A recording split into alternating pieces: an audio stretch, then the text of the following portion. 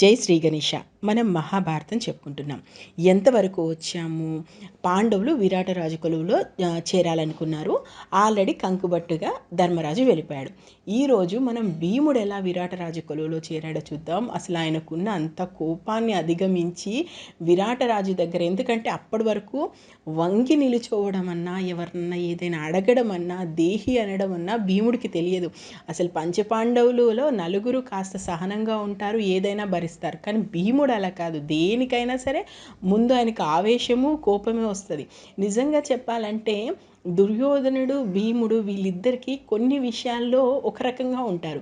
అహంకారం విషయంలో కానీ, ఆత్మాభిమానం విషయంలో కానీ ఇంచుమించు పోలికలు ఉన్నట్టుగా కనిపిస్తాయి. కానీ భీముడి సైడ్ ఉన్న ధర్మరాజు కాబట్టి ఆయనను ఎప్పుడప్పుడు కంట్రోల్ చేస్తుంటాడు. ఈరోజు మనం భీముడు ఏ విధంగా విరాటరాజు కొలువులో వంటవాడిగా చేరాడన్న విషయాన్ని చూద్దాము. ధర్మరాజు వచ్చాడు, అయిపోయింది. ఇంకా ఇప్పుడు మన భీముడు వంతు కదా. భీముడు తూర్పు దిక్కు నుండి వస్తాడు. అలా వస్తూ ఉంటే ఒక మదపుటేనుగుల గుంపు నడుచుకుంటూ వచ్చిందా అన్నట్టుగా ఇలా చూస్తూ ఉండిపోతారు జనాలందరూ. ఏంటి ఈ మనిషి ఇలా ఉన్నాడు అని చెప్పేసి. అతను ఎలా ఉంటాడంటే మంచిగా ధోతి కట్టుకుంటాడు, ఒక చేతిలో గరిటె పట్టుకుంటాడు, ఇంకో చేతితో కర్ర పట్టుకుంటాడు, వీపున ఒక చిత్రాసనం లాగా వేసుకుంటాడు, చంకన ఒక కత్తి పెట్టుకుంటాడు, అండ్ మెడకు ఒక చాకు కట్టుకుంటాడు. అలా కట్టుకొని టీవీగా అలా నడుచుకుంటూ వస్తుంటాడు. ఆయనను అంత దూరంలో నుంచే విరాటరాజు చూసి ఒక్కసారి ఉలిక్కి పడిపోయి భయపడిపోతాడు అసలు ఆయనను చూసి. మహాభారతంలో అక్కడ వేసిన వర్డ్ కరెక్ట్గా అది. అంటే ఉలిక్కిపడి ఒక్కసారిగా భయపడిపోయి, ఏంటి ఈయన ఇలా ఉన్నాడో, అసలు తను మనిషేనా, ఇలా వస్తున్నాడు, నన్నేమైనా చేస్తాడా, నా రాజ్యానికి ఏమైనా హాని చేస్తాడా, ఏంటి ఆ మనిషి అన్నట్టుగా ఒక్కసారి ఆశ్చర్యంతో అతన్ని చూస్తూ ఉండిపోతాడు. దానితో మెల్లగా భీముడు విరాటుడు ఉన్నటువంటి కొలువుకు వస్తాడు. విరాటుడు ముందు కూర్చుని రాజా జేము జేము జేము జేము అని చెప్పేసి రాజును పొగుడుతుంటాడు.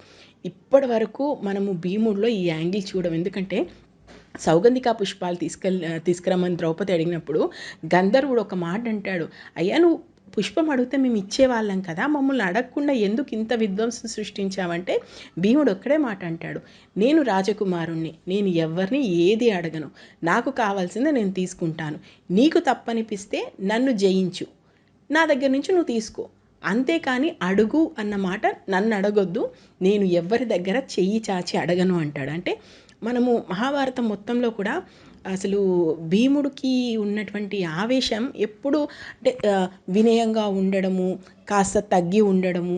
అసలు ఆయన తల వంచినప్పుడు ఎప్పుడో ద్రౌపదికి అవమానం జరిగినప్పుడు కాస్త తల వంచుకొని నిల్చుంటాడేమో తప్ప, ఆ తర్వాత ఎవ్వరి ముందు కూడా ఆయన తల వంచుకొని నిల్చోడు. అసలు ముందు ఉన్నది ఎంతటి వాళ్ళైనా సరే ఆ తల పొగురుతో మాట్లాడడమే భీముడికి అలవాటు. అలాంటి భీముడు తల కాదు, నడుము వరకు మొత్తం ఇలా వంచి విరాటుడు ముందు మాట్లాడుతుంటాడు. భీముడు తన వాళ్ళ కష్టం కలగకుండా ఉండడానికి తన స్వభావానికి విరుద్ధంగా తనను తాను పూర్తిగా ఉంచుకొని మాట్లాడతాడు.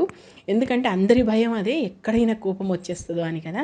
సో ఇలా ఉంచుకొని ఇలా మాట్లాడుతుంటారు. వాళ్ళిద్దరి మధ్య జరిగే సంభాషణ నేను చెప్తాను. ముందు భీముడు వస్తాడు కదా, విరాటుని మంచిగా పొగుడతాడు. పొగడగానే వెంటనే విరాటుడు అంటాడు, అయ్యా నువ్వెవరు, ఎక్కడి నుంచి వచ్చావు, నీ రూపం చూడ్డానికే చాలా గంభీరంగా ఉంది, నీ వివరాలు చెప్తావా అన్నప్పుడు అప్పుడు భీముడు ఎలా అంటాడు, మహారాజా నాది 4వ వర్ణం, అంటే నాది 4వ కులానికి సంబంధించిన వాడిని, నా పేరు వలలుడు అంటారు, నేను వంటవాణ్ణి, నేను గతంలో ధర్మరాజు దగ్గర ఉన్నాను, ఆయనకు వంట చేసి పెట్టాను, నాకంటే చెయ్యి తిరిగిన వంటగాడు మీకు దొరకడు, మీరు ఏ రకమైనటువంటి ఆహారం అడిగినా కూడా నేను వండి పెడతాను అంటాడు. వెంటనే విరాటుడు ఏమంటాడు, నిన్ను చూస్తే అలా లేవే, అయినా వంట చేయాల్సిన కర్మ నీకేంటయ్యా, చూడడానికి ఇంతలా ఉన్నావు, నా సైన్యంలో ఏనుగు సైన్యం ఉంటుంది కదా, ఏదైతే ఏనుగు సేన ఉంటుందో దానికి నేను సేనాధిపతిగా చేస్తాను, నువ్వు మహావైభవంగా బ్రతకొచ్చు అంటాడు. దానికి భీముడు అంటాడు, అయ్యా నాకు ఏమీ రావు, నాకు వచ్చింది వంట మాత్రమే, దయచేసి నన్ను వంటవాడిగా చేర్చుకోండి, నాకు ఇంకా ఎలాంటి కోరిక లేదు అంటాడు.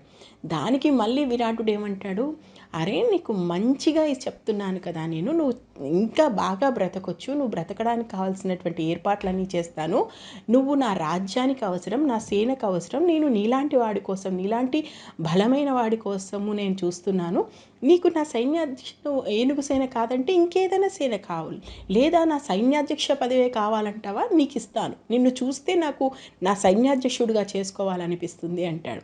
ఇక అప్పటికే వంగి వంగి మాట్లాడుతుంటాడు కదా భీముడు. కోపం లోపటి నుంచి వచ్చేస్తుంటుంది.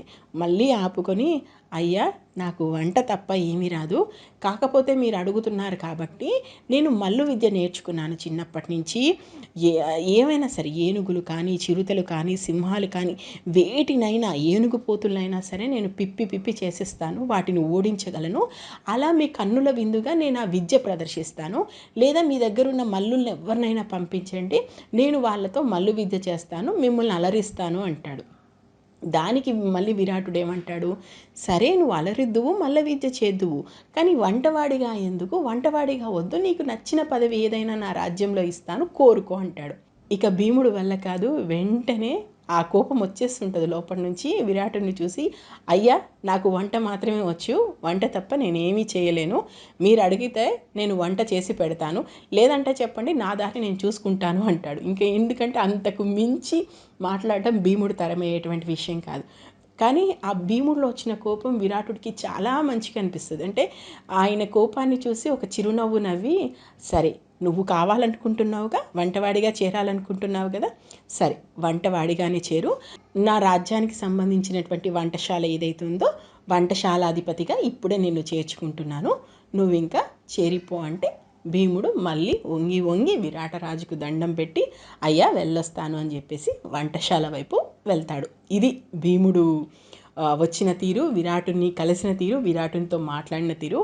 ఇంకా రేపు మనము బృహన్నల మన అర్జునుడు అంటే విశ్వమంతటిని కూడా జయించగలటువంటి శక్తివంతుడు, ఒక చీర కట్టుకొని, ఒక రైక వేసుకొని, చేతికి గాజులు వేసుకొని, లేని ఆడతనాన్ని తను అద్దుకొని, అంటే ఇంతకంటే ఇక అర్జునుని చూసిన తర్వాత ఒక్కసారి బృహన్నలుగా అర్జునుడు వచ్చిన విధానం మనం తెలుసుకుంటే, అరే ఇంకా ఇంతకంటే అంతటి అర్జునుడే ఇలాంటి పరిస్థితి వచ్చినప్పుడు మనం ఎంత అనిపిస్తుంది నిజంగా. రేపు మనం అర్జునుడు బృహన్నలుగా ఎలా వచ్చాడు, వాళ్ళ మధ్య జరిగినటువంటి సంఘటన ఏంటో చూద్దాము. నేను మహాభారతం ఉన్నది ఉన్నట్టు చెప్తున్నాను, ఎలాంటి కల్పితాలు లేవు. మీకు నచ్చితే మాత్రం ఆశీర్వదించండి. ఇప్పటి వరకు మహాభారతంలో ఏం జరిగిందో తెలుసుకోవాలంటే మన ఛానల్లోకి వెళ్ళండి, ప్లేలిస్ట్లోకి వెళ్ళండి, మహాభారతం ప్లేలిస్ట్ ఉంది, అక్కడ మీరు చూడొచ్చు. Thank you. జై హింద్.